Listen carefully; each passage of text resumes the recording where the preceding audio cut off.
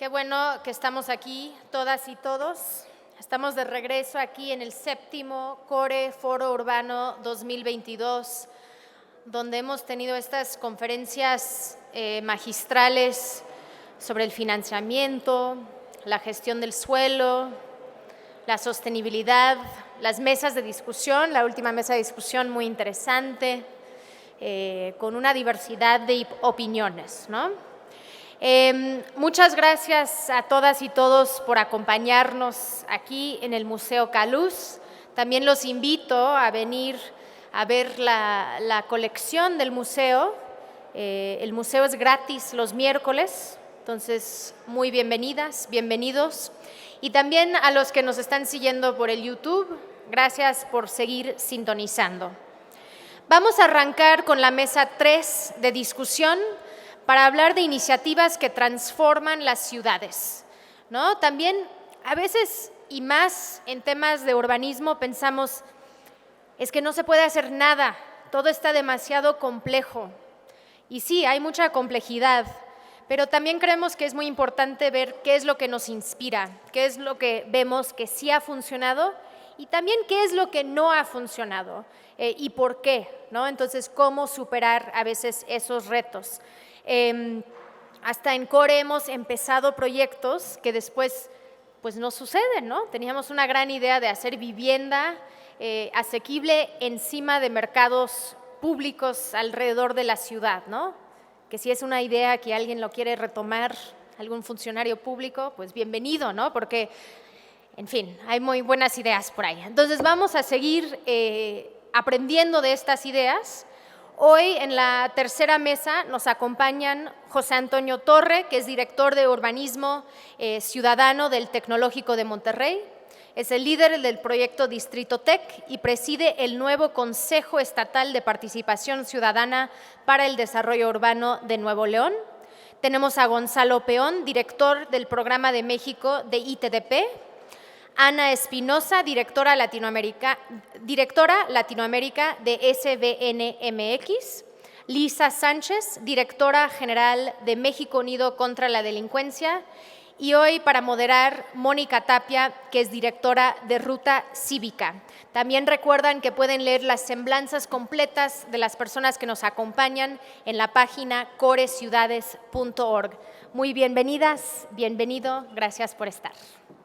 Les damos la bienvenida. Mira, sí, perfecto. Morado por mí. Bueno, pues muchísimas gracias por la invitación. Un gusto estar aquí en el Museo Caluz, 7º CORE, ya está. Y creo que nos da más gusto pues reencontrarnos después de la pandemia, porque la última nos había tocado así como semipresencial y no era lo mismo. Y pues qué bonito moderar una mesa de puras buenas experiencias e iniciativas, pero que también les vamos a pedir pues aprendizajes y lecciones y se vale decir fracasos y que no nos salió bien, porque también de esos aprendemos. No sé si quieres empezar, vamos por orden, así como estamos en la mesa. Y bueno, el tema va a ser presentar muy puntualmente la iniciativa, el proyecto. Parte también es decir cuáles son los resultados, los impactos, los aprendizajes.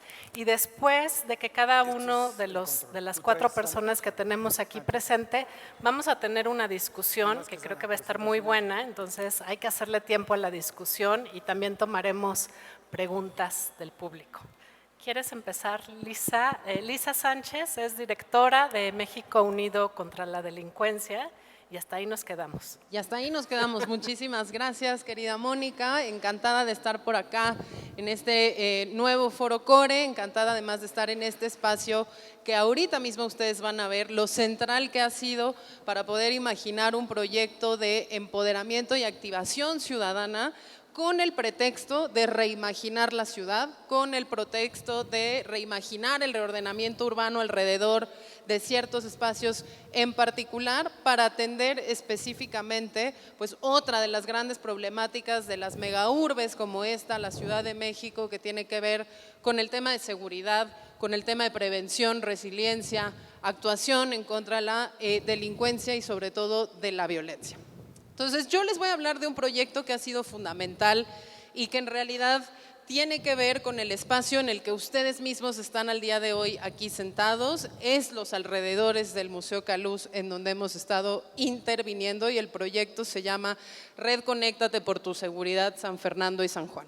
Y se llama Red Conéctate por tu Seguridad porque básicamente lo que estamos haciendo es intervenir en un espacio que es un polígono que tiene partes y pedacitos de 6 colonias diferentes ubicadas en los predios de San Juan y San Fernando, ¿no? Que básicamente no solo acompañan, digamos, este espacio en el que estamos hoy en día, sino que lo que tienen es una gran capacidad instalada con grandes retos específicos en materia de seguridad, en materia de participación, en materia de violencia, de servicios urbanos y de cercanía con la propia autoridad, que cuando nosotros llegamos nos dimos cuenta que había muchísimo material.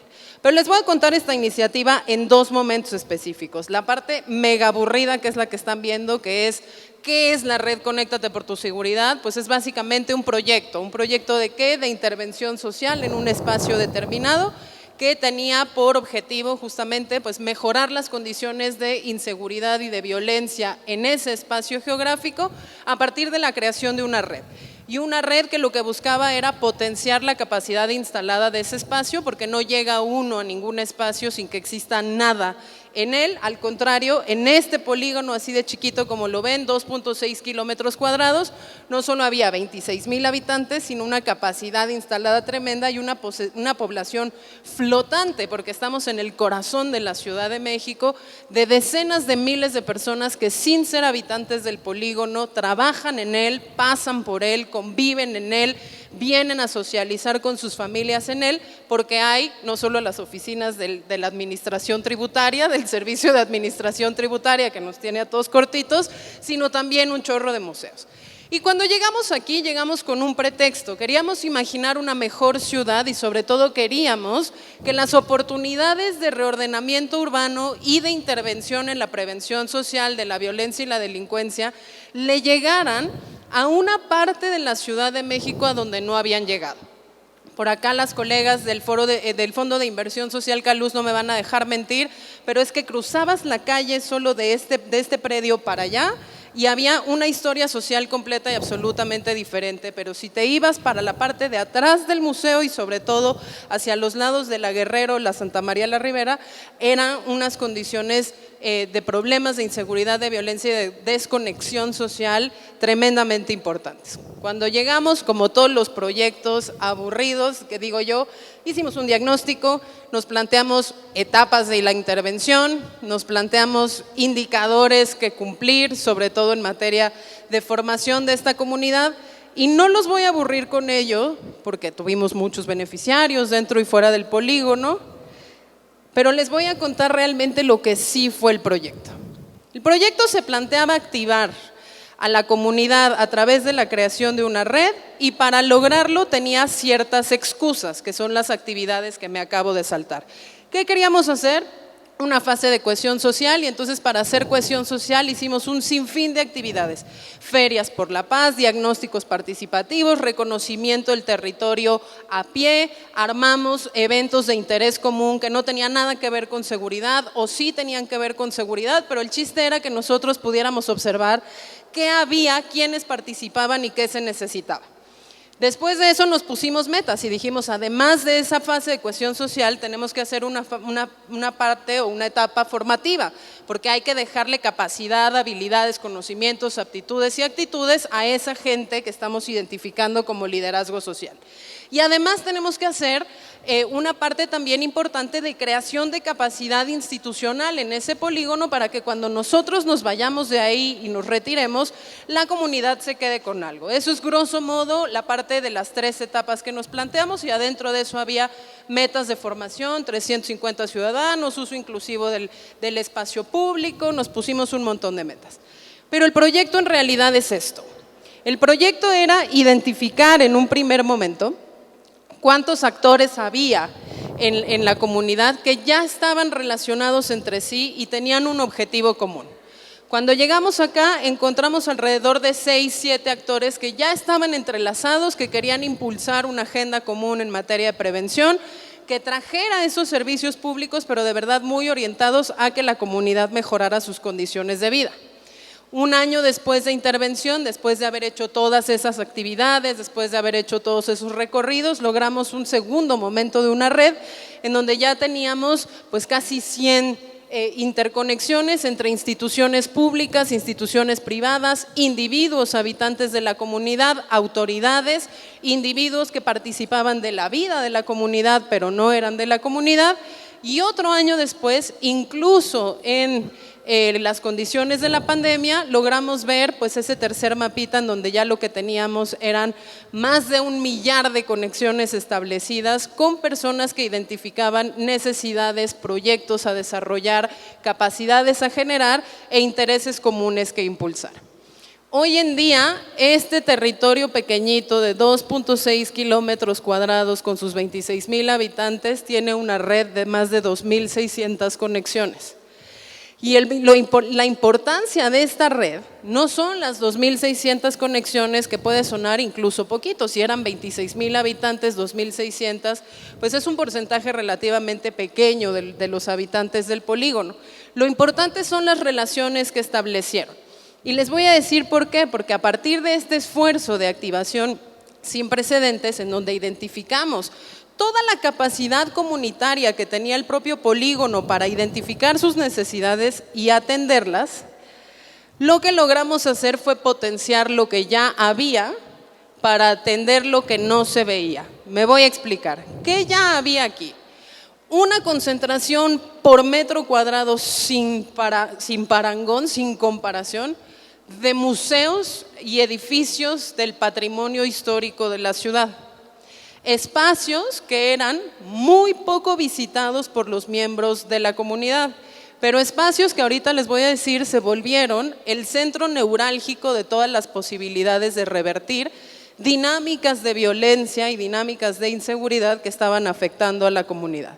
¿Qué había aquí también? Organizaciones ya de empresarios, particularmente restauranteros. Este es un polígono tremendamente turístico, se involucraron.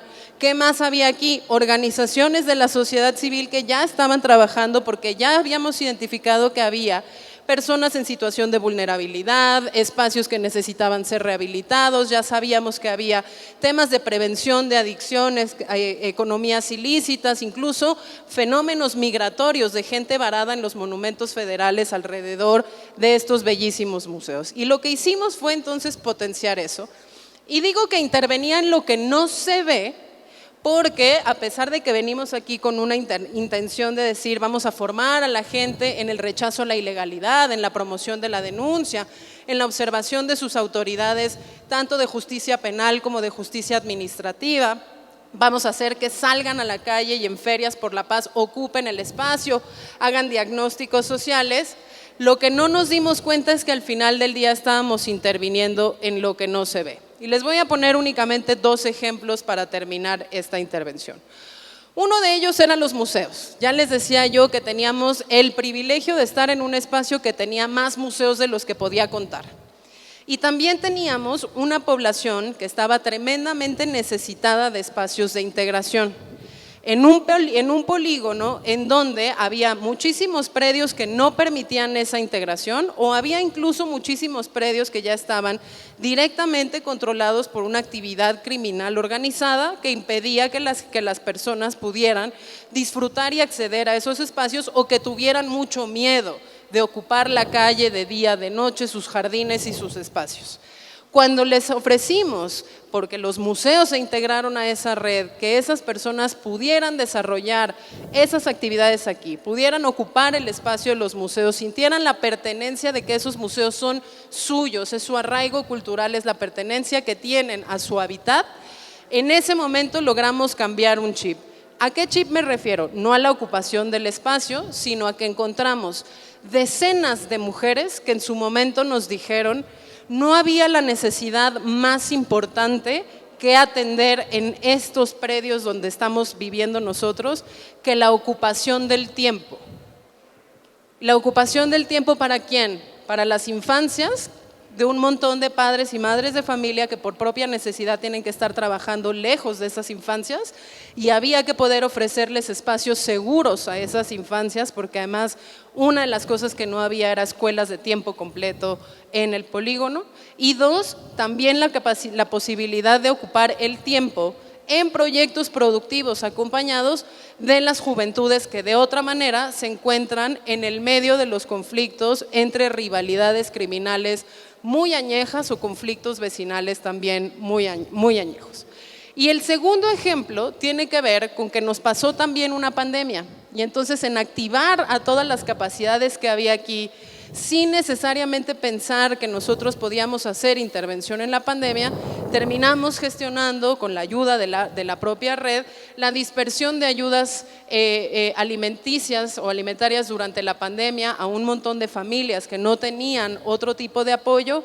Terminamos haciendo también la reactivación de la propia actividad económica de los mercados de la zona, y una de las últimas cosas es que terminamos haciendo a través de los liderazgos comunitarios la creación del capital social y la confianza social necesaria para poder ir a intervenir en aquellos predios en donde se sabía que jóvenes adolescentes estaban siendo asesinados de manera sistemática por una actividad criminal que ya se había desbordado.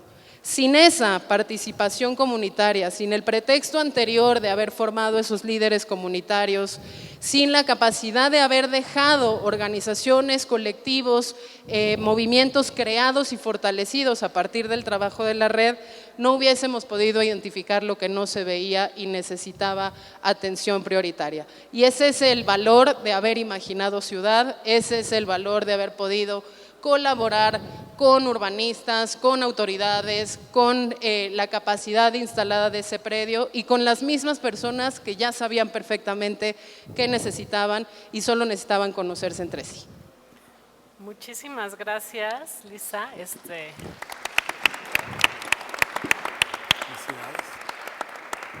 Pues un mensaje de esperanza, ¿no? Porque creo que mucho es salir de los muros y de estos espacios cerrados, abrirlos, abrir las puertas, que se entre la comunidad, que la comunidad también los vaya ocupando. Y qué bonito pensar en que resultados son estas relaciones, estas conexiones, este capital social. Y pues de pronto las soluciones están aquí, ¿no? No están tan difíciles, pero sí hay que, como tú dices, cambiar el chip de la comunidad y de nosotras mismas en pensar en soluciones.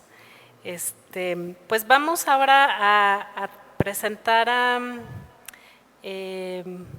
José Antonio Torre, que es el director de urbanismo del Tecnológico de Monterrey y que dirige el tema del Distrito Tech, que creo que ya es pues nacional, no sé si mundialmente famoso, pero nos encantará oírte. Muchas gracias, José Antonio. Muchas gracias, Mónica, y muchas gracias por la invitación. ¿Sí me escuchan? No, creo que no. ¿No?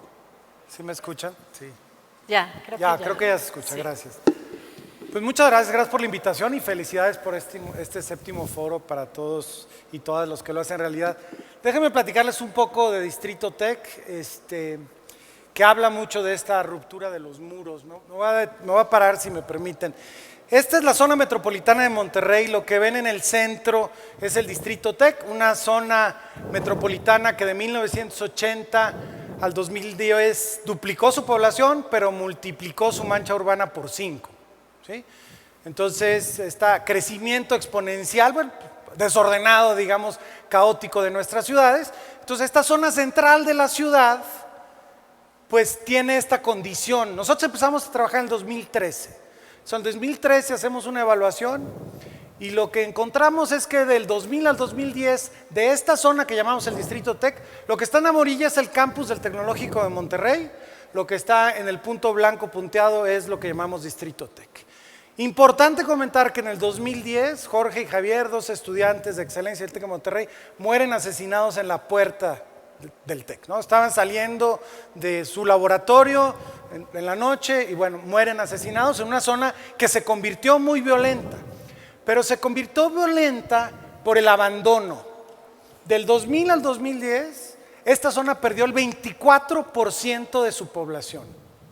Un cuarto de las personas que vivían en esta zona se perdieron en una década. La década anterior ya se venía perdiendo población, o sea, no es, es que la violencia expulsó a la población, no, es que el abandono generó condiciones de violencia. Entonces, el 36% de la vivienda en esta zona, al lado de una universidad, estaba desocupada, ¿no? Entonces, la pérdida social de un entorno de este tipo, y lo más interesante y lo peor de todo, es que esto no era condición única del Distrito TEC. Esta era una condición general en todo el centro de la ciudad de Monterrey. Nosotros decidimos trabajar aquí porque 2 de nuestros estudiantes habían muerto, pero había años de mucha zozobra de violencia en la zona. Lo primero que hicimos después de tratar de entender el contexto, tampoco teníamos demasiadas respuestas, les quiero ser sincero, es reunirnos con nuestros vecinos y compartirles la información que les acabo de compartir. Esta fue la primera reunión, 2014, invitamos a los vecinos a un desayuno al TEC, no sabíamos si iban a llegar 30, 300, 20, ¿no? De hecho, el TEC decía, ¿cómo vamos a invitar a los vecinos? ¿No? Bueno, llegaron como 300 personas, más o menos lo que ven ahí. No invitamos a las autoridades, el municipio de Monterrey se sintió como, pues, no me invitaron a la fiesta y le dijimos, mira, si apareces, pues es que ¿por qué el municipio no ha arreglado mi calle y mi luminaria? Es una reunión de vecinos. En esa reunión les compartimos esos datos y decían, no es cierto. Los vecinos decían, eso no es cierto. Bueno, está bien. Y los invitamos en ese momento a hacer un proceso de diagnóstico de planeación participativo. Dijimos, bueno, vamos entonces a entrarle todas y todos, vamos caminando nuestras calles y vamos a darnos cuenta si no era cierto. No solamente los vecinos me le dijeron, quiero serles sinceros, el secretario de Desarrollo Urbano del Gobierno del Estado, la primera vez que le compartí esos datos me dijo, no es cierto, ¿no? O sea, para que vean un problema tan estructural de la ciudad, pasaba desapercibido por las autoridades que eran responsables de esto. Estas son fotografías de este proceso participativo donde la comunidad, no todos y no todas, deciden participar en entender, en planear, algunos en parques, ¿no? Otros en casas, acompañados por estudiantes y colaboradores del Tecnológico de Monterrey. Y se empiezan a generar estas estructuras. Cuando empezamos solamente una colonia tenía una estructura vecinal organizada, hoy hay 14 colonias con una estructura vecinal organizada. Después de un proceso de apertura, de reflexión compartida, de hacer espacios para encontrarnos, para conocernos, en esa primera fotografía que les enseñé, sentábamos a los vecinos y a las vecinas por la colonia que venían, pues algunos se conocieron ese día, aunque vivían en la misma calle, ¿no? Entonces, espacios para encontrarnos todas y todos en la calle, y se crea un concepto que no existía. Es, oye, un consejo de vecinos de un territorio. La ley en Monterrey establecía que puede ser, ¿no?, un consejo de la colonia, pero no una agrupación. Este consejo cambia la ley de participación ciudadana en Monterrey para que se permitan los consejos de vecinos de territorios que buscan un mejor destino para su espacio. El trabajo con los vecinos y vecinas nos ayuda a sentarnos con el municipio, a trabajar con el municipio y a crear un plan de desarrollo urbano específico para atender las problemáticas del territorio. Y hablando de muros, este era bienvenido al Tecnológico de Monterrey hace algunos años. La primera intervención que hicimos fue esta, la primera. Oye, ¿cambiaste el mundo? No, pero es un símbolo súper poderoso decir, no queremos más muros, queremos encontrarnos, conocernos. Bienvenido a cualquier calle de nuestras ciudades, tampoco es que sea excepcional lo que está pasando ahí. Cambiemos nuestras calles para empezar un espacio público diferente para todas y para todos. Las calles de nuestras ciudades solamente pensadas en el coche, la misma calle que genera una experiencia totalmente diferente. Estas eran las banquetas del TEC, ¿no? Hace algunos años. Esta banqueta es hoy eso, ¿sí? Bienvenido a la Escuela de Arquitectura del Tecnológico de Monterrey. Es la Escuela de Arquitectura. Bueno, ¿no? Entonces, ¿cómo cosas que parecen, ¿no?, unas barreras físicas, la verdad son barreras mentales, ¿eh? Es una estructura mental que no nos permite ver y salir más allá para romperla. Y luego, bueno, las que no se quieren quitar, pero que se pueden transformar, ¿no?, y generar un lenguaje totalmente diferente. Este era el Estadio Tecnológico, ¿no? Si lo ven bien, es un gran estacionamiento superficial. Échenle un ojo a la foto. Digo, jugaban los Rayados hicieron un nuevo estadio, entonces pues servía como un gran estacionamiento, ahí de repente jugaba la universidad, hoy es eso. Es un parque de 3 hectáreas, propiedad del Tecnológico de Monterrey, pero compartido con toda la comunidad. Es un espacio público para todas y para todos. Estas son fotos de ese espacio.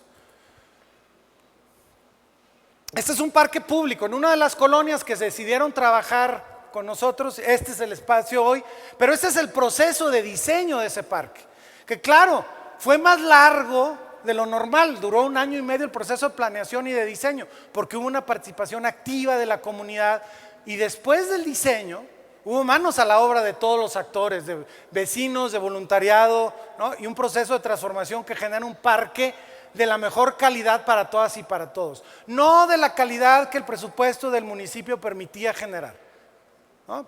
Invirtió el municipio, invirtió los vecinos, invirtieron la iniciativa privada, la calidad que se merece todas y todos. Ahora, ¿qué ha pasado?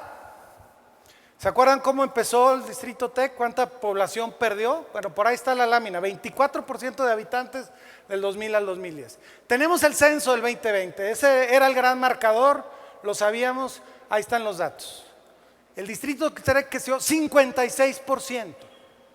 Nuestro objetivo era revertir la tendencia. Si les soy sincero, yo vi ese dato y dijo algo está mal.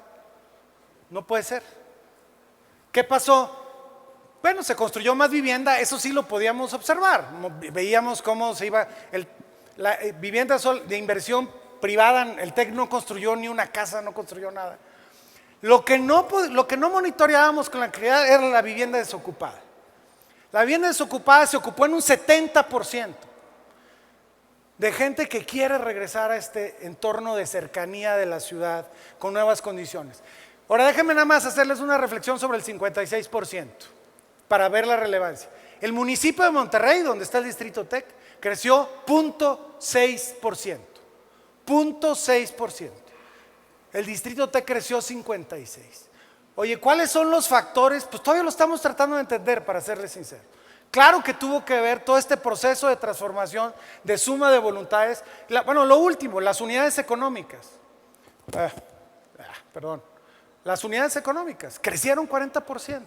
Una zona poblada, con actividad, con personas en la calle, en los espacios públicos, pues claro, se convierte en un espacio vivo que busca conectarse y estar conectado. Y bueno, recibimos como Distrito Tec, fuimos uno de los 5 finalistas del Rose Prize for Cities de hace un par de años, de 262 propuestas de la ciudad. Entonces, exactamente la fórmula, pues todavía estamos aprendiéndola, pero este trabajo decidido de acompañar a la comunidad en un proceso de transformación y de generar capacidades para impulsar los cambios, pues está dando resultados. Muchísimas gracias.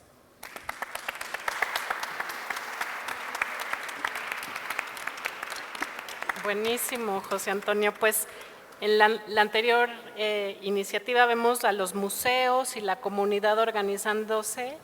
Aquí, pues la universidad, los vecinos también organizándose, participando, y como este tema también de las banquetas, que no lo platicó Lisa, pero aquí claramente en Hidalgo vimos cómo se transformó la banqueta y fue un cambio fundamental, las banquetas, las ventanas, los parques, como esa transformación del entorno físico, pero las historias que cuentan, las fotos que vemos de las reuniones, de la participación vecinal, es igual de importante que esas transformaciones físicas.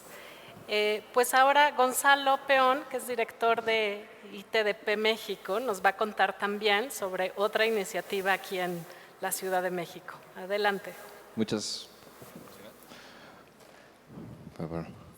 gracias, Mónica. Pues les voy a contar yo la historia de una comunidad un poco distinta, en el sentido de que no es lo que normalmente entendemos por comunidad de vecinos, ¿no?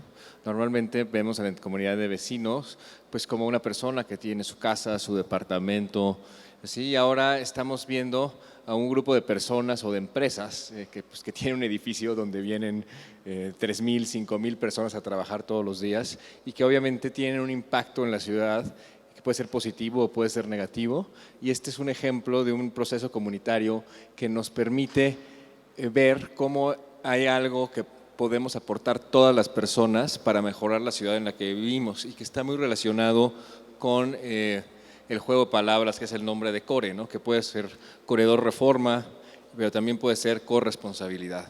Y es algo que hemos estado promoviendo pues, desde CORE y desde ITDP en una zona pues, muy interesante que es el Paseo de la Reforma. Ahorita les voy a decir por qué es tan interesante para promover esto.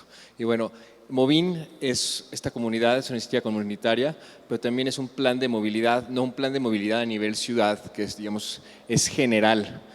Para todas las personas, se hace basado en distintos instrumentos de planeación y diagnósticos, normalmente a nivel región, con distritos de transporte, donde ven estos orígenes y destinos, con una muestra idealmente representativa, ¿no? Un plan de movilidad institucional es,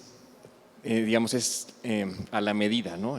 Tailor-made, como dicen los gringos, y nos permite conocer los patrones de movilidad de las personas empleadas, cuantificar el impacto que generan a las instituciones y a la sociedad, identificar y facilitar la implementación de soluciones de movilidad que mitiguen estos impactos negativos, como puede ser la congestión y las emisiones, ¿no?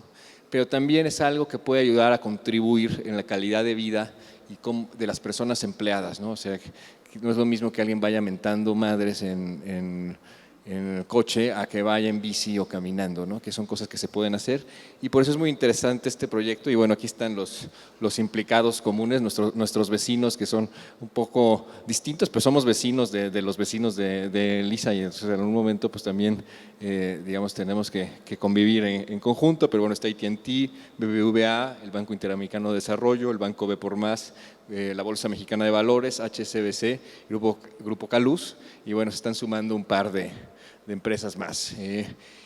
Un proceso también de este tipo requiere una planeación pues más o menos integral y un horizonte de tiempo importante que busque también el monitoreo y la mejora, ¿no? Poner de acuerdo a tantas personas pues nos obliga a planearlo con mucho detalle antes inclusive de hacer el diagnóstico, ¿no? Estamos hablando como de 15,000 personas empleadas de estas empresas. Tuvimos que planear cómo le vamos a hacer para que contesten una encuesta, ¿no? Y tuvimos una tasa de respuestas arriba del 60%. Luego, ya con la base, desarrollar las propuestas, implementarlas, monitorearlo y evaluarlo. Y esta parte de la comunicación interna y externa es súper importante porque nos permite dos cosas. Por un lado, comunicarnos con las personas que queremos que cambien el comportamiento, que cambien la manera en la que se mueven, pero también nos permite sumar a vecinos, ¿no? Así como les digo que se van a sumar un par de empresas más, pues también te tienes que ir comunicando hacia afuera, y quizá algún día pues también tal vez incidir un poco en la regulación de las distintas estrategias de gestión de la movilidad del gobierno de la ciudad. Algunos ejemplos, el diagnóstico, o sea, ustedes conocen Reforma, o sea, tenemos una infraestructura de transporte en esta avenida, diría yo, de clase mundial. A lo mejor no vas tan cómodo en el metro, pero tienes metro, tienes metrobús, tienes una serie de paradas de transporte estructurado, también tienes estaciones de Cobici, Desva. O sea, realmente tienes muchísimas opciones de movilidad y bueno, entonces, pero la gente no sabemos cómo elige moverse. Entonces hicimos un diagnóstico, un cuestionario bastante detallado, ¿no? Como con 50 reactivos. O sea, estoy hablando como 8,000 personas, o sea, entre 7,000 y 8,000 personas nos regalaron 15 minutos de su tiempo en llenar esto, o sea, que son muchos minutos invertidos por muchas personas, y pudimos conocer los tiempos y costos de traslado, la cadena de viajes. No todos los viajes son iguales, ¿no? Vemos, por ejemplo, hay una gran proporción de mujeres que dejan a los niños en la escuela, digo también hombres, pero vimos que eran más las mujeres que van al gimnasio, las emisiones y los impactos que generan estos viajes, las preferencias, ¿no? Unas estrellitas, ¿no? Como las que se ponen en Uber y en Didi, cómo calificaban otros modos de transporte, ¿no? Porque si vas a promover un cambio, pues no solamente te importa saber dónde vive la gente o cuánto gasta, sino también cómo ve otros modos de transporte y algunas barreras e incentivos para cambiar. Tenemos los resultados, automatizados un poco, porque pues, queremos que esto en algún momento se haga algo normal. Entonces vamos a facilitar este encuestador de movilidad, que bueno, de hecho el 23 de noviembre lo vamos a presentar. Están invitadas e invitados. Y bueno, vimos que a pesar de esta gran oportunidad de moverse de manera sostenible, más o menos casi el 50% de las personas va en coche al trabajo, o es el coche como su modo principal, ¿no? Y 48% de las personas recorre más de 15 kilómetros al día, como la mitad de las personas se tarda entre 1 y 2 horas.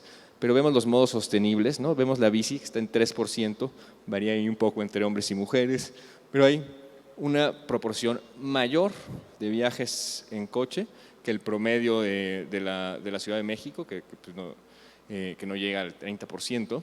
Entonces, aquí en este lugar donde es muy fácil moverse de manera sostenible, hay una gran oportunidad para atacar este problema, no solamente con una estrategia de inversión o de medidas de solución, de inversión en transporte sostenible, también hay una oportunidad de trabajar promoviendo un cambio de comportamiento.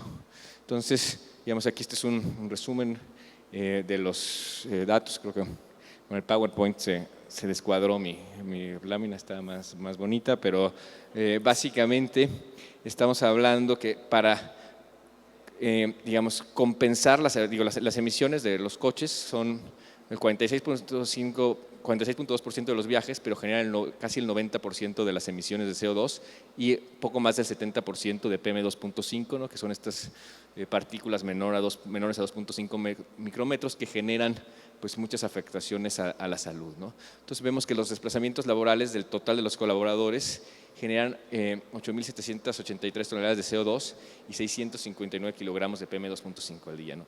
Para hablar en algo más fácil de entender para quien no sea experto en contaminación o emisiones, necesitaríamos plantar 17.566 árboles para capturar el CO2 que se emite de estos desplazamientos laborales, ¿no? Y bueno, pero dices, bueno, vive la gente bien lejos, ¿no? Por eso elige moverse en coche. Pues resulta que no tanto, ¿no? Estas rayitas, bueno, aquí no se ve tan claro, pero la raya azul todo lo que está dentro de la raya azul es una isócrona, que es una medida de espacio-tiempo que considera la red vial y las velocidades promedio de traslado. Entonces, lo que esté dentro de lo azul son distancias recorribles en 30 minutos o menos en bicicleta. Y los puntitos de colores, los rojos, son coches, los amarillos son bicicletas, etc.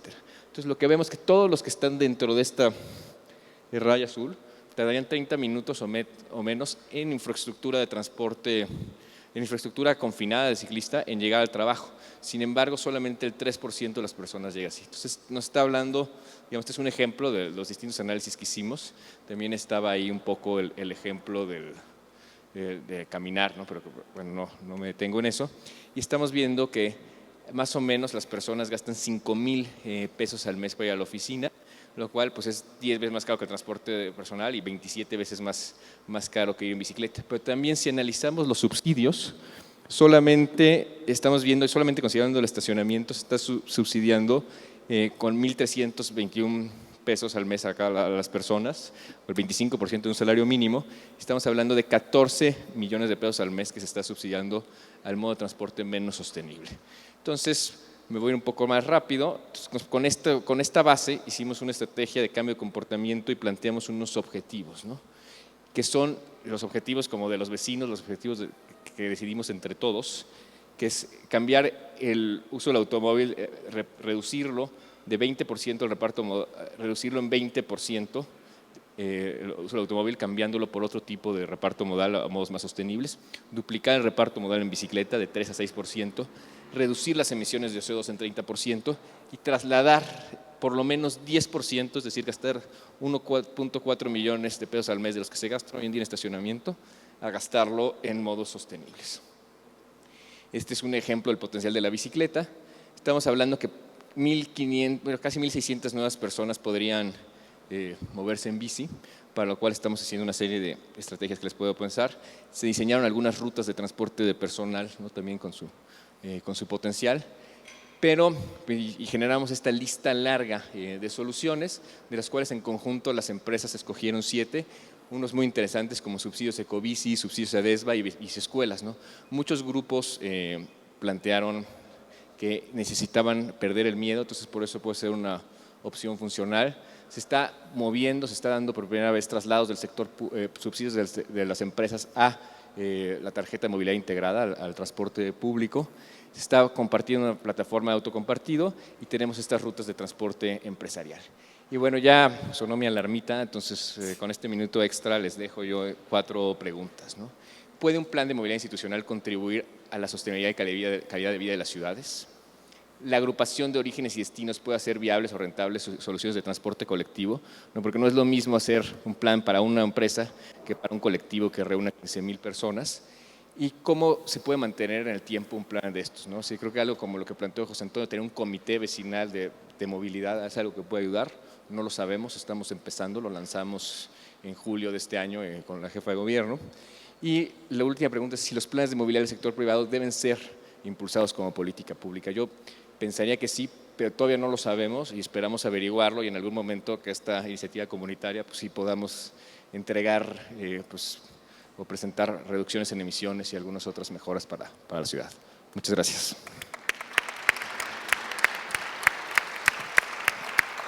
Muchas gracias, Gonzalo.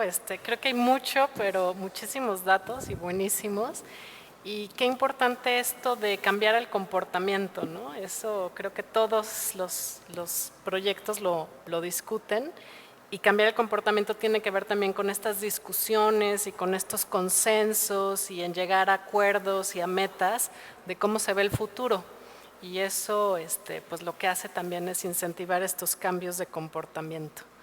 Bueno, pues ahora tenemos a Ana Espinosa. Ana es directora de Latinoamérica de SBNMX y también nos va a contar otra buenísima experiencia local.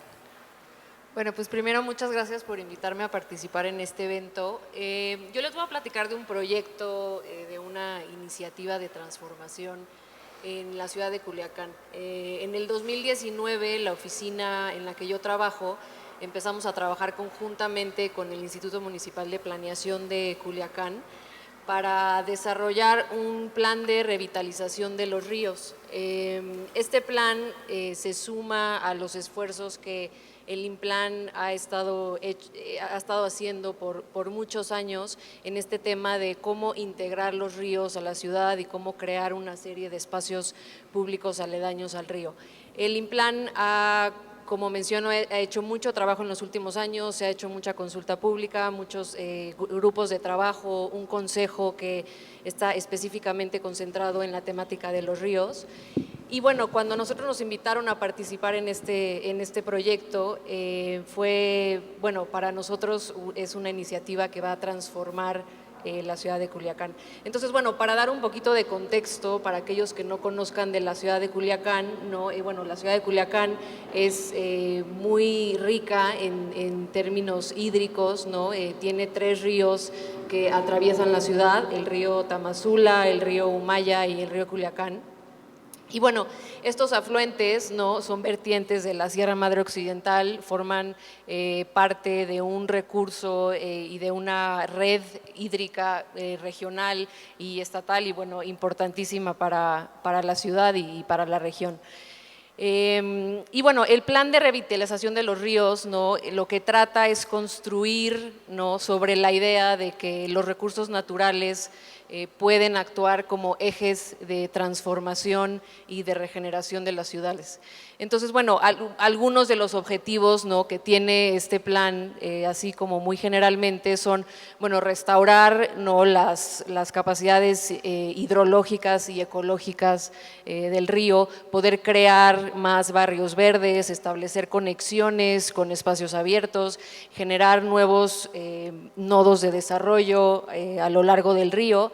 Y bueno, en marzo del 2020 nosotros estuvimos en la ciudad de Culiacán participando con el INPLAN en un taller en donde identificamos, después de haber estado por varios meses estudiando y haciendo un diagnóstico, en donde estuvimos estudiando diferentes capas que tenían que ver con la estructura hidrológica de la ciudad, con las intervenciones de infraestructura y las inversiones de infraestructura que se tenían planeadas en los próximos años, la red de transporte, la red de espacios públicos, las áreas de riesgos, ¿no?, los índices de pobreza, en fin, una serie de cosas.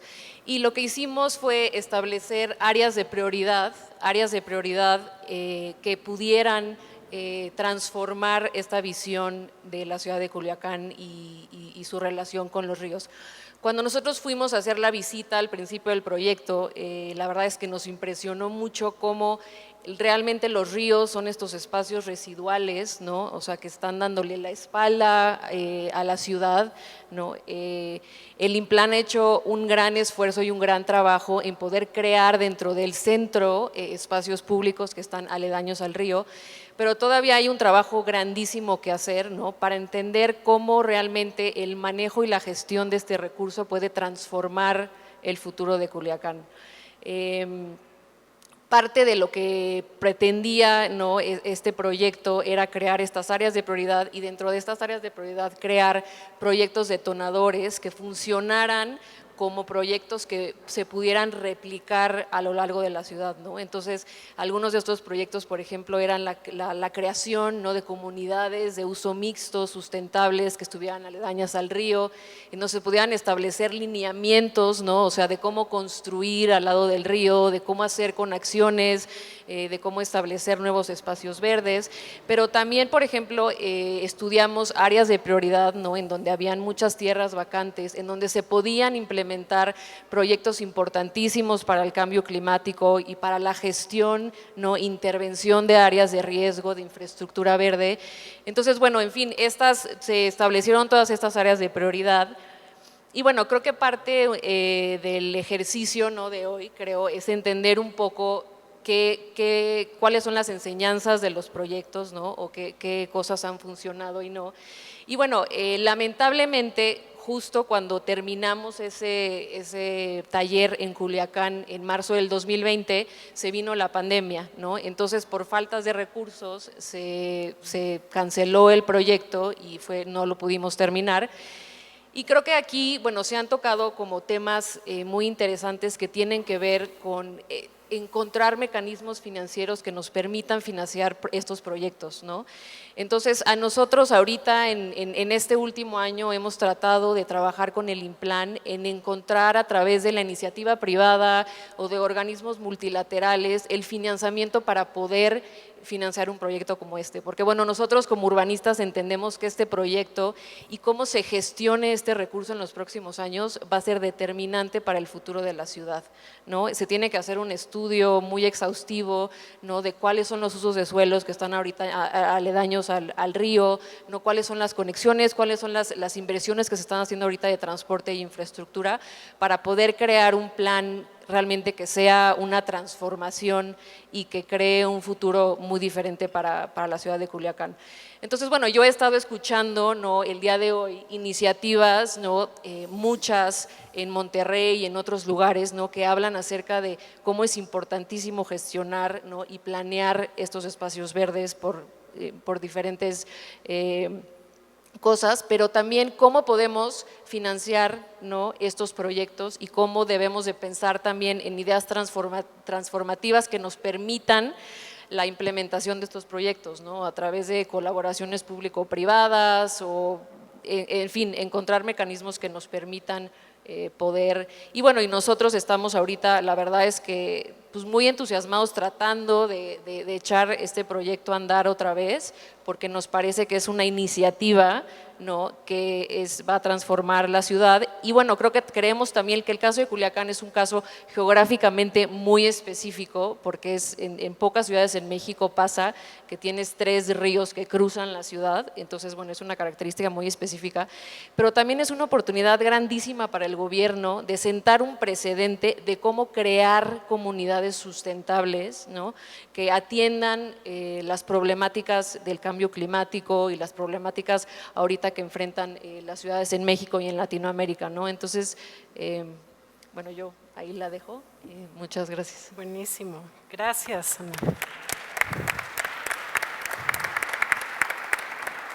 Pues qué importante de nuevo hablar del espacio público, de los recursos naturales, de la infraestructura verde, azul.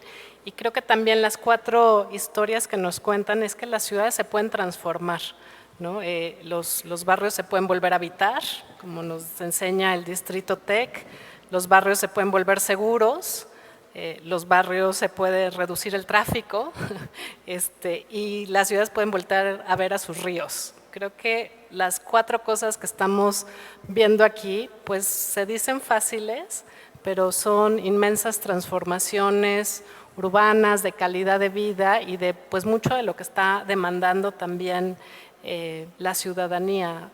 Y creo que algo que para empezar la discusión, o bueno, ya empezamos la discusión, pero las 4 experiencias nos cuentan de este trabajo multiactor, ¿no? De cómo la universidad, el museo, los vecinos, la comunidad, los bancos, la compañía telefónica, el Implan, el despacho de arquitectos y las personas especialistas que han trabajado el tema de lo multiactor dicen que empezar y convocar es la mitad del trabajo. Y a veces quienes, no sé si les han tocado, pero nos gustaría eso, que nos contaran cómo empezaron, cómo convocaron, cómo se desesperaron, porque también yo veo esos talleres y miles de reuniones y hay mucha gente que te ve y te hace así los dedos de ¿a qué horas se ve esto? Entonces, ¿cómo se empieza y cómo se crea este momento de confianza, incluso antes que el diagnóstico?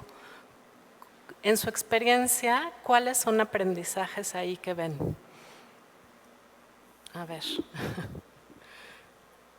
¿Ya está prendido usted? No. Hola, hola. Ya. Ahí estamos. A ver, ¿cómo empezamos esta discusión? Yo creo que lo primero que nosotros al menos hicimos justo en este trabajo multiactor fue antes de los diagnósticos hacer el recorrido.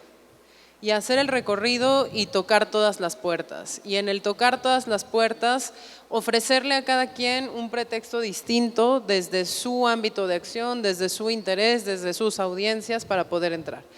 Y traemos mucho a cuenta, de verdad, el caso de los museos, no porque los museos sean únicamente ese espacio seguro que les describía al principio, sino porque los museos también fueron uno de los primeros espacios en donde nos encontramos con el reto del ¿pero y yo qué voy a hacer?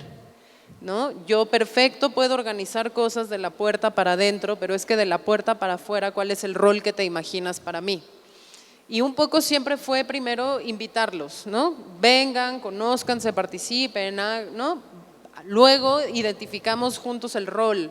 Lo más importante ahorita es que la gente vea que hay comunidad, que hay red, que no está que no está sola y que es posible ir imaginando intervenciones conjuntas. Luego fue exactamente lo mismo en el rol de los individuos. Los individuos también en algún momento cuando son convidados a una actividad específica pueden estar muy contentos porque necesitaban, querían o les significa mucho estar participando en esa actividad, pero no necesariamente se imaginan el potencial rol transformador que tienen en sí mismos como individuos. El solo hecho de lo que tú mencionabas, José Antonio, de gente que vive en la misma calle, en el mismo predio, que no se conoce, que no se ha articulado nunca, que no sabía que era posible que justo todos los individuos de esa misma comunidad pudieran articular una agenda común y luego esa agenda común se pudiera traducir. O lo mismo con la autoridad. Tú mencionabas, nosotros no los trajimos al principio a la autoridad porque no queríamos que esto se volviera pues una negociación individual, ¿no? De las necesidades que yo tengo de intervención de autoridad vis a vis lo común. Y acá un poco fue al revés, la autoridad más bien nos buscó a nosotros y dijo, oye, ustedes están articulando comunidad, nosotros queremos estar. ¿Y cómo querían estar ellos? Bueno, ¿qué están haciendo ustedes? Procesos de activación e identificación de liderazgos comunitarios a través de Ferias por la Paz. Y decía Ferias por la Paz, pero en realidad están utilizando como el espacio para hacer casi que especies de kermés con los niños, ¿no? Y decíamos, sí, perfecto, pero este va a ser el espacio que a ti te va a servir para otras cosas. Y no nos creían hasta que efectivamente las Ferias por la Paz se volvieron el lugar en donde la autoridad podía poner sus booths, sus stands, para ofrecerle a la comunidad servicios tan importantes como la regularización de predios, los títulos de propiedad sobre las propias viviendas de la gente, que también hacían que la gente no se sintiera en arraigo suficiente de ese espacio que estaba ocupando, ni tampoco con la capacidad suficiente de exigirle a una autoridad que hiciera algo por el alumbrado, por la movilidad, por los parquímetros, etcétera. Y se volvió la red también una manera en la cual poco a poco otras iniciativas que incluyeron el saneamiento de agua, que incluyeron, ¿no?, otras iniciativas también de apropiación sustentable del espacio pudieran entrar y pudieran encontrar un poquito ese foro. Entonces, la lección que tenemos nosotros primero fue salir a buscar. No teníamos el objetivo definido, no teníamos necesariamente la agenda clara y terminada, pero sí teníamos claro que había mucho que se podía hacer porque había muchos actores que se podía convocar.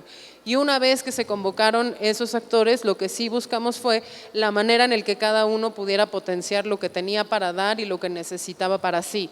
Si eran actores muy complejos como gestores del patrimonio de la propia Ciudad de México, como si eran actores tan individuales como las propias personas que a partir de sus viviendas pudieron ofrecer tiempo, espacio, ideas, diagnósticos, cifras, verificación de inteligencia social que de otro modo no hubiera sido posible. Cito únicamente la iniciativa de Barrio Adentro, que fue este programa del gobierno de la Ciudad de México que buscaba ver genuinamente qué estaba pasando al interior de los predios en donde se identificaba mayor conflicto social y escalamiento de la violencia. ¿Fue posible? Sí, porque había una gran voluntad política del lado del gobierno que quería intervenir esos predios, pero también porque hubo un cambio de perspectiva y mentalidad sobre el objetivo que tenía que perseguir Barrio Adentro. Inicialmente se buscaba más bien como una manera muy reactiva de ir a identificar qué había pasado ahí para solucionarlo con este punitivismo que nos encanta como sociedad mexicana.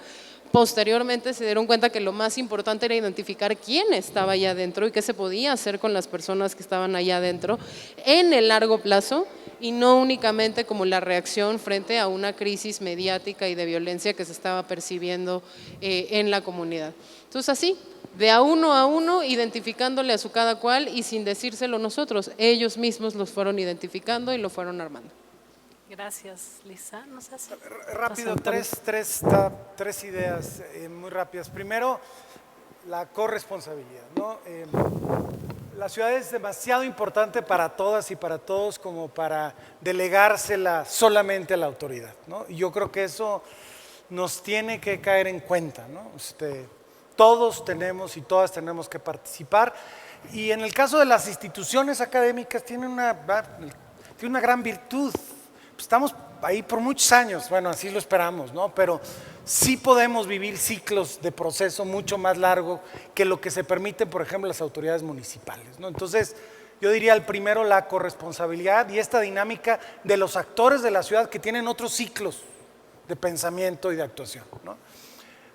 En ese mismo tema es el identificar los problemas causales. No saben, cuando empezamos a trabajar en Distrito Tech, la cantidad de soluciones, invitaciones a resolver, cantidad de problemas que si hubiéramos hecho caso de eso, nos hubiéramos desgastado en solucionar lo que no era el problema, ¿no? Dicen, he estado buscando una traducción, a ver si me ayudan, es we hit the target but we missed the point, ¿no? Lograste lo que dijiste que ibas a hacer, pero eso no era el problema.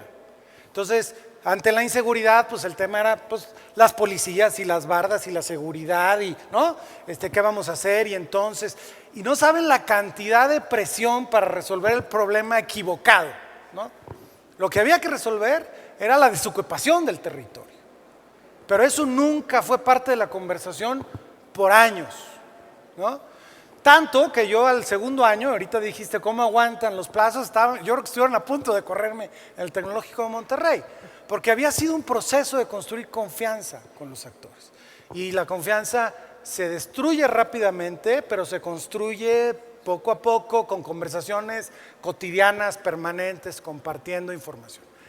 Y la tercera idea es, y esto lo aprendimos en Medellín, fuimos a estudiar varias veces el ejemplo de Medellín, es hacer arquitectura social antes de arquitectura física. Este gran parque de 3 hectáreas que ven ahí, ¿no? Bueno, tuvimos que hacer 3 parquecitos, primero uno de 20 metros cuadrados, después otro de 300, luego uno de 1000, porque ya se imaginarán las autoridades del TEC como un espacio abierto, ¿no? Al público, ¿qué va a pasar? ¿No? Se van a robar los columpios, lo van a pintar todo. Entonces lo que hicimos, bueno, vamos a hacerlo a una escala pequeña. Si dices lo que pasa, bueno, pues no. Y bueno, se rompían los columpios porque los usaban todo el día, los estudiantes y los niños, ¿no? Estos pequeños espacios se convirtieron de la nada en espacios de encuentro de la comunidad. Y entonces, cuando hubo que hacer un parque de 3 hectáreas para compartir con la comunidad, nadie lo dudó. Nadie lo dudó. Increíble. Pero cierto, ahora, ¿por qué es factible esto? Yo creo, porque hay suficiente tiempo de ciclo. Si el tiempo de ciclo es el de la autoridad, que ya empezó y tiene que dar resultado para que el voto le favorezca. Entonces, por eso la corresponsabilidad en la gestión de la ciudad me parece que tiene que ser compartida. Muchas gracias, José Antonio. Yo creo que nos preguntaste cómo arrancar, ¿no? Ese tema de la convocatoria que Sí. quizás es la mitad Incluso también a quién convocas y a quién no, como el caso de la Sí. autoridad, me parece muy importante, Acá. en un caso sí, en otro no. Acá cómo escoger a las y los convocados y también cómo llegar. O sea, yo creo que aquí hay un paralelismo en el cómo llegar y que te abra la puerta, pues muy parecido de lo que puede suceder en el polígono de San Fernando y Santa María la Redonda a lo que puede suceder en la Torre Reforma, ¿no? Hay una construcción de confianza que ya existe, ¿no? Y entonces, no, si tú llegas de fuera, pues no te la vas a ganar, ¿no? Entonces tienes que entender cómo funciona eso. Entonces aquí, pues yo creo que hubo un gran apoyo de Blanca y Toño del Valle, que ya tenían esa confianza con las personas en Reforma, ¿no? Entonces eso nos permitió acercarnos. Entonces yo diría que es un poco utilizar las redes que ya están ahí. Luego el número 2 también es la corresponsabilidad, o sea, plantear la magnitud del problema de movilidad de la Ciudad de México o de cualquier ciudad no es algo que pueda hacer una autoridad por sí sola. Digo, chance en Singapur o en China, pero en general no es algo que se pueda hacer de esa manera. Y entonces entender esa magnitud del problema y también sensibilizar un poco, ¿no? O sea, a lo mejor no está bien moverse de esa manera o generas todo este tipo de externalidades. Eso también ayudó mucho a entender ese problema. Y yo creo que el tercer punto es sí ser muy estratégicos, ¿no? Porque hemos visto muchos proyectos de estos que ni siquiera arrancan, ¿no? Y con más presupuesto en distintos lados o que los quieren hacer por ley y está el riesgo de que los hagan por ley y que sea así como algunas de las licencias que dan Sedubi, que sean gestores los que están haciendo en vez de especialistas, ¿no? Entonces, algo que vimos importante es elegir también a quién te acercas, también en este caso dentro de las empresas, ¿no? Gente que pudiera entender dentro de las empresas el valor de esto. Entonces ahí había 2 actores importantes, ¿no? Por un lado, toda la parte de ESG, que es ASG, que es ambiental, social y gobernanza. ¿No? Que son las áreas de responsabilidad social, responsabilidad ambiental de las empresas, que empiezan a entender este valor y empiezan a entender esta corresponsabilidad, ¿no? Digamos, esta nueva visión como digamos, el capitalismo que también puede ser ambiental y socialmente responsable, ¿no? Que está permeando en algunas empresas que se pueden dar el lujo de tener eso, o sea, no, tampoco todas las empresas pueden tener eso. Y luego dentro de las empresas, además de estas áreas, está la parte de recursos humanos. Recursos humanos es algo muy difícil de hacer por la cantidad de personas que hay que involucrar y ellos están conscientes relativamente también digamos, de la cadena de viajes, o sea, ellos reciben estas quejas, pueden ver el valor en esto y pueden entender como buenas prácticas internacionales. Entonces, ahí fue algo que nos permitió tener esa llegada. Y bueno, algo que no vimos, también nos dijiste que habláramos de lo difícil. Pues imagínense lo que es filmar, o sea, una organización de la sociedad civil, digamos que en esa época éramos como 15 personas, hoy somos 26, pero firmar un NDA con un banco que tiene, no sé, 50,000 personas. O sea, esa simetría tampoco era tan sencilla, pues sí tuvimos que contratar a un abogado distinto, ¿no? Para el que nos alcanzaba y dedicarle, pues sí, como 6 meses de tiempo a revisiones de contratos, que eso sí es algo que fue un reto, pero vio que también ir sustentando estas bases legales y eso es algo que también te permite tener algo más duradero. Muchas gracias, Gonzalo.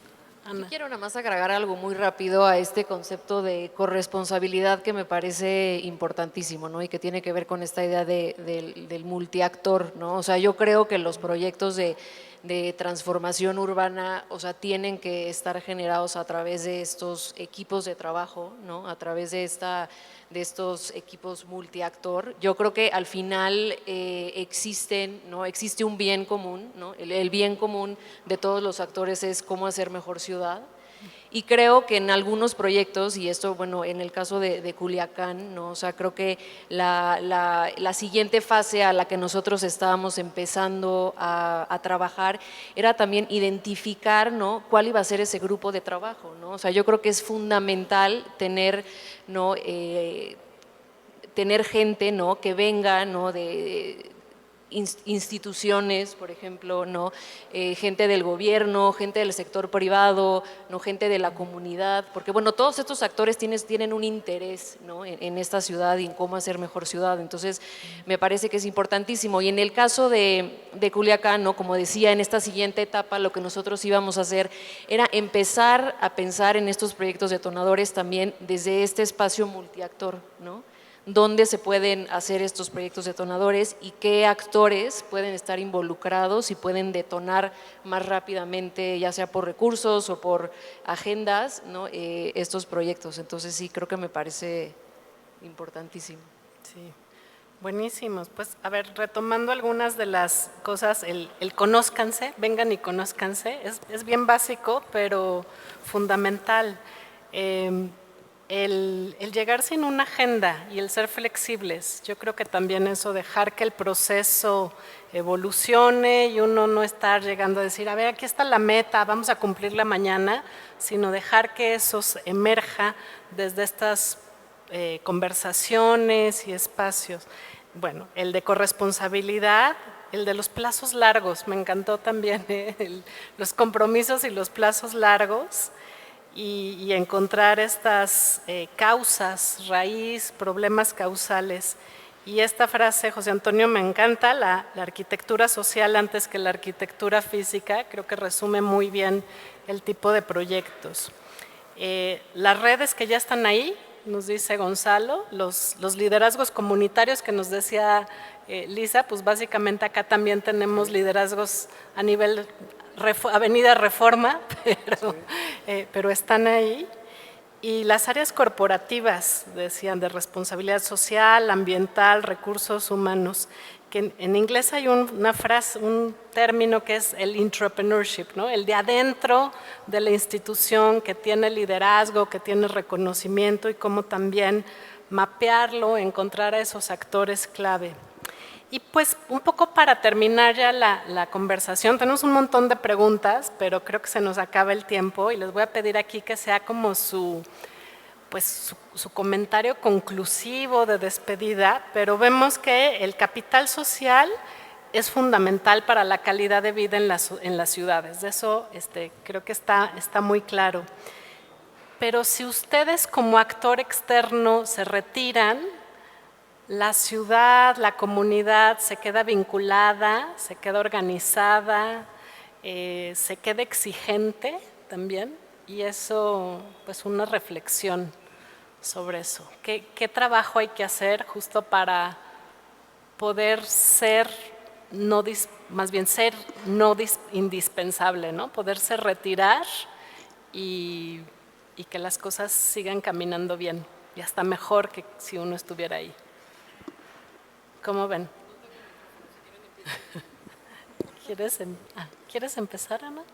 Sí, bueno, yo creo que, es una pregunta compleja, o sea, yo creo que hay, o sea, definitivamente muchísimos retos, pero también dentro de esos retos creo que hay muchísima oportunidad, ¿no? O sea, creo que definitivamente a lo largo de este día, ¿no? A mí me ha impresionado también escuchar todas las iniciativas que hemos hablado, ¿no? Y una cosa que me brinca mucho es esta idea también de cómo podemos crear mecanismos que nos permitan financiar proyectos, ¿no? O sea, se habló un poco de las políticas de movilidad y vivienda, ¿no? O sea, cómo podemos generar políticas conjuntas, ¿no? En donde podamos hablar de comunidades orientadas al transporte, ¿no? Cómo podemos hablar de políticas que gestionen mejor los recursos humanos, ¿no? Entonces yo creo que tenemos que empezar a pensar, ¿no? En iniciativas que sean realmente realmente transformativas y que permitan no tener un camino para llegar a soluciones que sean pues mucho más alcanzables, ¿no? O sea, creo que el financiamiento ha sido un tema que ha salido en casi todas las ponencias del día de hoy y creo que es una cosa que tenemos que atacar y es importantísima para poder llevar a cabo este tipo de proyectos. Sí, qué bueno que lo tratas, porque también lo tenía por ahí, pero se me fue, pero qué importante es el financiamiento y la sustentabilidad financiera a lo largo, ¿no? Uno de los objetivos que tenemos en Movin es que ITDP se pueda retirar de ahí, no porque no nos caen muy bien, pero justamente tiene que ser sostenible, ¿no? Entonces estamos desarrollando una estrategia de gobernanza que hay. En algún momento tiene que haber una serie de reglas escritas, ¿no? Formales, pero si intentas generar las reglas formales antes de que existan las informales, o sea, las de blanco y negro antes que las de la costumbre, lo que dice la experiencia, no necesariamente en este tipo de planes, pero en muchas cosas, muchos elementos, digamos, de distintos niveles, es que fracasan. Y también lo que nos dice la experiencia es que hay que trabajar mucho con un objetivo específico, ¿no? Ya cuando esto se vuelve costumbre ya te puedes ir, pero tampoco puedes olvidar del papel del blanco y negro, del valor de estas reglas, ¿no? Entonces, no creo que, digamos, pues lanzamos en julio, no creo que en este tiempo sea todavía suficiente para la huida de ITDP, pero pues sí estamos pensando desde ahorita cómo nos vamos a ir y cómo vamos a dejar funcionando ese comité de movilidad de reforma, cuáles van a ser las reglas de entrada de alguien que se quiera sumar, de salida, de compartir. Todavía se está construyendo confianza, ¿no? Ha sido un reto, por ejemplo, que una empresa le abra a otras sus rutas de transporte empresarial. Lo agrupar orígenes y destinos va a funcionar, pero pero ¿cómo van a ir juntos? O sea, ese tipo de cuestiones pues, se va a tener que ir dando poco a poco y ya cuando haya esta suficiente masa crítica que se están formando liderazgos, ¿no? También algo que hemos aprendido de algunas acciones, sobre todo dentro de escuelas públicas, es la creación de liderazgos dentro, ¿no? Adicionales de gente que tiene que estar ahí de todos modos, ¿no? O sea, ahorita pues nosotros pues, nos metimos ahí un poquito y ya hemos ido encontrando estas personas que son los líderes, pero hay personas que a lo mejor está el de recursos humanos que su atribución en la empresa tiene algo que ver con cómo llegan las personas, o está la persona de ESG y tienen ya una sostenibilidad de su cargo, de su acción y está ligado a sus objetivos. Entonces yo diría que es encontrar a estas champions. 2, desarrollar estas costumbres y reglas no escritas y 3, ponerlas en blanco y negro. Ahorita diríamos que estamos avanzando en la 1 y la 2, la 3 todavía nos hace falta llegar a ese lugar, pero pues ojalá que lleguemos. Sí, pero qué bueno y qué importante tenerlo claro, ¿no? Que hasta allá hay que llegar. Sí. La pregunta de los 365. Desde muy al origen pensamos en ese reto, ¿no? Y eso fue el origen de este Consejo de Vecinos. Es decir, no era suficiente que las colonias se agruparan, era necesario que hubiera una agrupación vecinal. Insisto, por esfuerzo de ellas y ellos se cambia la Ley de Participación Ciudadana del municipio de Monterrey para dar cabida a estas figuras. Tiene estatutos, funciona bien, han sido grandes generadores de transformaciones. La universidad los ha acompañado en capacitaciones, formación. Hoy las conversaciones son increíbles a las que teníamos pues hace algunos años, ¿no? Realmente el entendimiento de las vecinas y los vecinos sobre los problemas urbanos nos sorprende de manera increíble. Pero pensamos que no es suficiente, ¿no? Está el reto financiero, pero nada más piensen en algo. Esta zona perdía población a una velocidad increíble, tenía el 36% de la vivienda abandonada hace algunos años, ¿no? Entonces, el ingreso municipal de ese territorio pues iba en picada. En Monterrey los municipios sí reciben los ingresos prediales, los ingresos por las licencias de construcción y los ingresos por los impuestos de venta de inmuebles, ¿no? Entonces son fuentes de ingreso para los municipios. Entonces, imagínense pues la tendencia de ingresos de ese territorio para el municipio de Monterrey. Ahora imagínenselo con estos resultados. 56% crecimiento de población, la vivienda desocupada se ocupó, las transacciones inmobiliarias se aceleraron. Hay un fideicomiso público de Distrito Tech. precisamente para captar esos ingresos, una parte de esos ingresos incrementales y poder acelerar el proceso de transformación. Pero no, pues digo, no necesariamente funciona como uno lo planea, ¿no? Hay diferentes lecturas, diferentes ópticas, pero la ciudad tiene que tener la capacidad financiera de regenerarse. De hecho, ese debe ser una reflexión de entrada del asunto, porque si no es sostenible en el largo plazo, el riesgo es que generemos entusiasmo en la comunidad, nos retiramos y luego generamos un vacío mayor, ¿no? Entonces tenemos que pensar desde el origen en la sostenibilidad financiera, social de estas intervenciones. El reto lo veremos, lo platicaremos, ¿no? Muchas gracias. Algo le hago a los micrófonos yo, que ya me vinieron a quitar 2. Pero, a ver, creo que ya todo lo dijeron mis colegas. Es decir, nosotros también pensamos el proyecto desde el principio como una activación de redes justo para que perviviera la red independientemente de nosotros y además independientemente de los inversores sociales iniciales, ¿no? Y que pudiese justo esa diversificación del trabajo en la red que se apropia de acuerdo a las prioridades, las necesidades y las posibilidades de los actores de la red mantenerse pues dentro de las propias posibilidades y la vida de la red. Lo mismo sucede con el tema del tiempo. Esta intervención que nosotros les describimos tomó 4 años lograrla, porque solo los primeros 2 fueron de creación de confianza y ya después se pudo ir articulando cuál es el plan de trabajo y de vida de la red. Yo quisiera plantear un reto adicional, que no es qué tan rápido y qué tan efectivamente logramos salirnos nosotros, actores convocantes, de ese esfuerzo. La red Conéctate por tu Seguridad San Fernando y San Juan también tiene su propio mecanismo de gobernanza. Hay un nodo convocante, dentro de ese nodo convocante hay un comité ejecutivo, dentro de ese comité ejecutivo hay roles específicos que se le han dado a cada clúster que se ha formado al interior de la red. Pero el reto que al que nos vamos a enfrentar en esta segunda etapa, donde ya hay una retracción de esos actores convocantes originales para que se quede en la red, es cómo hacemos para ir cachando desde la propia red los cambios como la propia historia de vida de los actores que hoy son sus liderazgos. Doy 2 ejemplos nada más para que no quede esto en lo muy etéreo. Uno de los principales retos para activar a la comunidad alrededor de este polígono de 2.6 kilómetros cuadrados fue, por lo menos durante la pandemia, la ausencia del sector escolar como un lugar de encuentro y como un lugar de organización. ¿De organización de quién? Padres, madres de familia y familiares de infancias en edad escolar. Se creó entonces durante estos 3 años que ya llevamos casi de pandemia un trabajo muy importante con padres y madres de familia fuera de las escuelas. Eso tiene una ventaja. La ventaja es que ese trabajo no está construido en función de la identidad del plantel, sino que está construido en función de la identidad del polígono.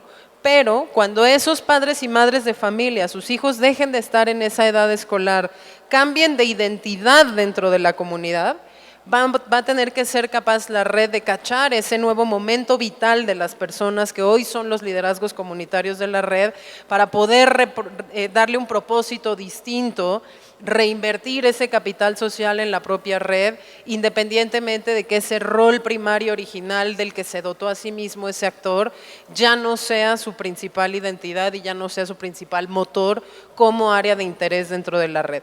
Y lo mismo va a suceder con otros espacios, con otras organizaciones que vamos a tener, ¿no? Parte del trabajo de esa gobernanza y de esa actividad de la red es ir pudiendo adaptarse conforme van cambiando las necesidades. Y a esa derivada, mi querida Mónica, me encantaría decirte que ya llegamos, pero no hemos llegado. Muchísimas gracias, Lisa. Pues me dicen que hay espacio para 2 preguntas, entonces, 1 y 2. A ver, aquí hay un micrófono. Gracias. Gracias. Hay una experiencia aquí en Tlatelolco, no sé si la conozcan, el Huerto Tlatelolco. Bueno, pues es una experiencia en el sentido de restauración de suelos, de regulación de temperatura. Las grandes urbes alrededor del mundo generan el 6% de gases de efecto invernadero y eso no es de aquí a 10 años, es ya. Acaba de salir un informe que el 1.5 lo vamos a rebasar. Entonces creo que sería una muy buena experiencia usted, por ejemplo, que está en Culiacán, ¿no? Donde hay agua, ir tal vez al huerto ¿no? Porque habla de financiamiento, restauración de suelos, regreso de especies, ¿no? Regula la temperatura a 9.5 grados centígrados del huerto al concreto.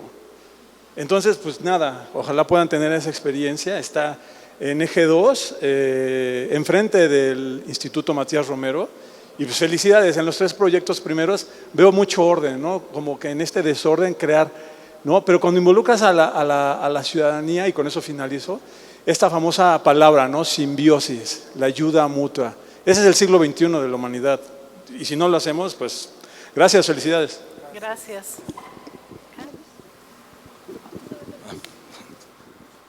Sí. ¿Qué sugerirían a ustedes para las autoridades de aquí de la ciudad que cuando tenían un proyecto de Covici que funcionaba mal, lo hace peor? ¿Sí? En esta transición de que ya lleva 5 o 6 meses. Y un proyecto que ya demostró fracasar sin muertos hace 8 años, como es la línea 12, hace 2 años, año y medio, ocurre la muerte de 26 e insisten en que algo que está mal lo van a hacer bien. Gracias. ¿Alguna otra pregunta? ¿O nos lanzamos a comentar? Yo quería retomar algunos de los temas que dijeron de esto de cómo salirse de manera sostenible, responsable, y sí señalar, bueno, que el financiamiento y esta sostenibilidad de cómo se paga, ¿no? Este capital social, esta organización es importante. La gobernanza, las reglas, los comités, los consejos, el encontrar a los champions, decían, pero también el renovar a los liderazgos. Como que no te vas a quedar solo con una generación. ¿Qué pasa cuando tus champions se salgan de la empresa y hay que volver a empezar? Entonces, esta renovación de liderazgos. Y bueno, nos dice también José Antonio los fideicomisos, estas estructuras que también ayudan a crear los plazos más largos. No sé si hubiera alguna de estas cosas en las que quisieran abundar y también tomar los comentarios de las dos preguntas que tuvimos, como en esto de empezar, pero también acabar, si le podemos decir acabar, salirse, mantener proyectos a futuro sin nuestra intervención, ¿no?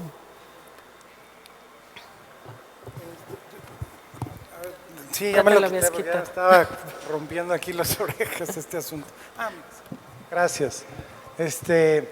No, a ver, yo nada más un par de comentarios. El tema de la restricción de los ecosistemas me parece fundamental, ¿no? El pensar los territorios como espacios que tenemos que regenerar en la medida de lo posible, no todos son iguales, ¿no?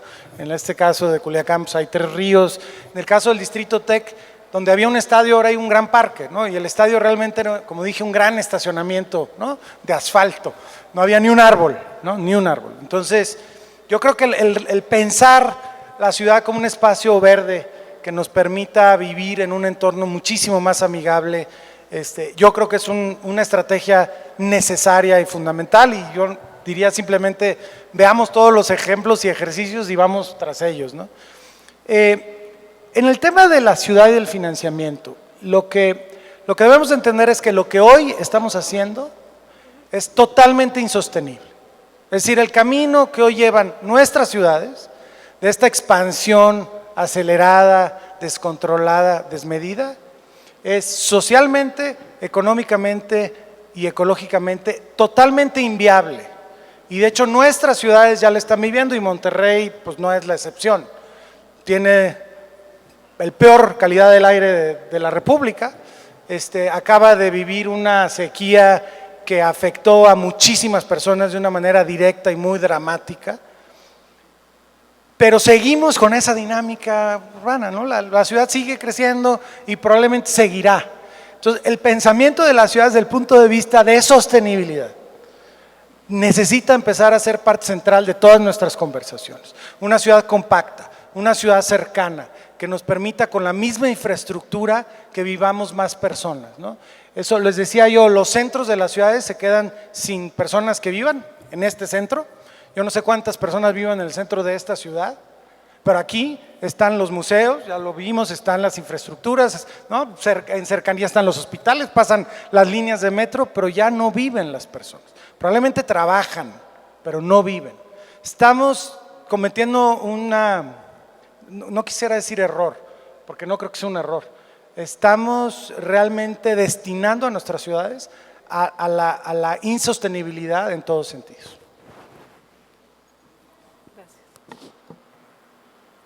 Bueno, respecto a la renovación de líderes, también se puede hacer un paralelismo con la renovación de Covici, que nos decía aquí el compañero. Son momentos de estrés, o sea, sí son cosas que pasan, y así como pasa con las bicis, ¿no? Que hay un proceso digamos, de recambio, y yo creo que las nuevas a mí me gustan mucho cómo funcionan, me gustan más que las anteriores, y también lo mismo, no sé si estés de acuerdo o no, pero si las subes, las nuevas funcionan bien, y lo mismo esperamos que pase con los líderes de los proyectos, ¿no? O sea, no sé, no en Movin Reforma, sino en un proyecto que empezamos a trabajar de seguridad vial en entornos escolares, pues hubo estudiantes que impulsaron que sus papás ayudaran a renovar un poquito la zona, y se fueron de la secundaria y algún día regresaron a ver qué había pasado ahí. La directora se quedó y creo que ahí sigue, ¿no? Entonces es un liderazgo que ha durado algún tiempo, pero algunos se te van, ¿no? Y sí se siente esa salida, ¿no? Uno de los bancos que están aquí, de los más grandes del país, se nos acaba de ir como vicepresidente de Talento y Cultura, ¿no? Que estaba impulsando esto muchísimo. Ya va a llegar uno nuevo y vamos a ver cómo afortunadamente todavía estamos aquí. Ojalá que el nuevo le dé tanto importancia a este tema al otro, ¿no? Yo pensaría que sí, pero porque no era algo de una sola persona, ¿no? O sea, es algo interesante de las instituciones y de las comunidades, ¿no?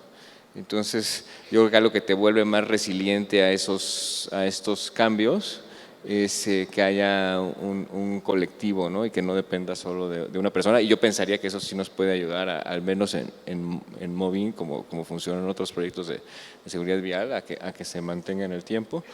Y lo mismo, no sé, o sea, en este tema de, digamos, ligándolo con la parte de movilidad en las ciudades, o sea, es muy difícil hacer algo perfecto que te salga bien a la primera, ¿no? Y hay que evaluarlo con distintos indicadores, ¿no? Yo pensaría que en gran medida Ecobici ha sido un éxito, ¿no? O sea, si pensamos en la última parte del trayecto, de más del 60% de las personas usuarias que viene del Estado de México o de fuera del perímetro de Ecobici y lo usa para llegar a su trabajo y tiene reducciones significativas en tiempo y en emisiones respecto a otros modos de transporte, pues quizás es un éxito. Entonces ahora que estamos viendo esta transformación de las bicicletas, que son más cómodas, que el perímetro crece, pues va a haber cosas que no van a funcionar y se van a tener que corregir, pero otras que sí funcionan, ¿no? Entonces yo creo que estos son procesos inacabados, ¿no? O sea, le llamamos plan de movilidad, pero ya le pusimos otro nombre, Movin, porque parece que un plan es algo estático que está ahí, ¿no? Y lo mismo pasa en las ciudades, son cosas que están evolucionando constantemente, entonces es algo que podemos ir promoviendo y entendiendo, que estas cosas no tienen que estar tan estrictas, porque si algo muy como estos que se hacían antes, que no dejaban espacio para la imaginación, para la renovación, pues tendían a fracasar, ¿no? Entonces ahora los planes son esta mezcla de objetivos con resultados intermedios que nos permiten ir orientando hacia un lugar, nos permiten tener esa visión, pero ya las acciones específicas pues tienen que ser flexibles. No sé si se entendió o no. Bueno, ya nada más para cerrar, creo que sí, y un poco hablando de esta iniciativa del huerto, ¿no? O sea, creo que, y hablando un poco de lo que decía Gonzalo, de hacer evaluación, ¿no? y proyectos piloto, ¿no? Que puedan ayudar a implementar estas iniciativas a mucho más grande escala, ¿no? Ya vimos en el caso de Monterrey también como toda esta red de parques no se llevó a cabo también por la implementación de estos proyectos pilotos, ¿no? Que eso es importantísimo. Entonces creo que también la participación ciudadana, ¿no? y la comunicación de estos proyectos y de estas iniciativas es importantísimo, y así pueden hacer iniciativas como estas del huerto muy pequeñas que se pueden replicar a una escala, ¿no? Se pueden multiplicar y pueden, o sea, llegar a ser realmente proyectos que cambien cómo funciona la ciudad, ¿no? Entonces… Pues qué agregar a lo que ya han agregado todos ellos. Yo creo que efectivamente lo que se necesita es esa simbiosis de la que hablabas, pero no solo la simbiosis entre los actores al interior de nuestros propios proyectos, sino también en el conocimiento y la socialización de las iniciativas que son vecinas y que están haciendo y a lo mejor tienen otros objetivos y otros impactos del tipo más justamente la crisis climática, de lo que nosotros estamos tratando, la crisis de homicidios, ¿no?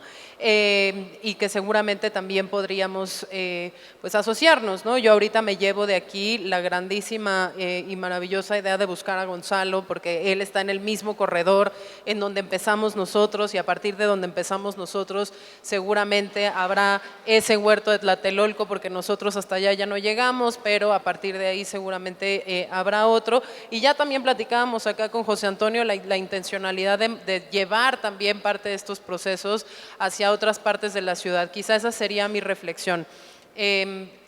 Vamos a donde se concentran los grandes problemas, sí, pero también tendemos a operar en donde ya hay muchísima infraestructura con la cual operar. Creo que el reto y el compromiso de nuestras iniciativas hacia adelante será salir del corazón de la ciudad para ir hacia otras áreas, ¿no? Quizás no tan bien conectadas, que no tienen esta posibilidad de tener metro, metrobús, transporte clase mundial todo al mismo tiempo, porque pues en esa área no llega ninguna de las anteriores y tampoco necesariamente están llegando los proyectos. Entonces, a conectar los que tenemos, potenciarlos hacia el futuro, evaluarlos, estoy completamente de acuerdo, pero también a llevarnos ese compromiso de sacar estos aprendizajes y llevarlos hacia otros lugares en donde a lo mejor la infraestructura todavía no está. Muchas gracias. Pues muchas gracias por tan buena conversación, muchos aprendizajes que nos llevamos de aquí. Y bueno, pues también esto de nuevo, la esperanza, que se puede cambiar, que las ciudades son plásticas, son flexibles y que también podemos construirlas, reconstruirlas y cambiar comportamientos. Muchas gracias. Muchas gracias, Mónica, Ana, José Antonio, Gonzalo y Lisa. Muchas gracias por esta mesa de discusión.